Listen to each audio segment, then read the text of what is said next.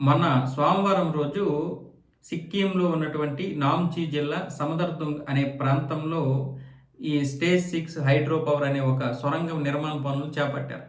అది సోమవారం రోజు సడన్‌గా కూలిపోయింది సొరంగం.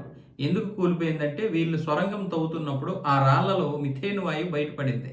ఆ మిథేన్ వాయువు ఒక్కసారిగా బయటికి రావడంతో అది మొత్తం ఇంకా బ్లాస్ట్ అయిపోయింది. ఆ బ్లాస్ట్ అవ్వడంతో సొరంగం మొత్తం కూలిపోయింది.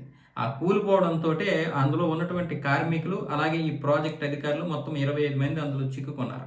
వాళ్ళ కోసం వెంటనే గాలింపు చర్యలు చేపట్టారు. అదే దానికోసం తవ్వి తీసే ప్రయత్నాలు చేశారు. కానీ అప్పటికే 20 మంది చనిపోయారు.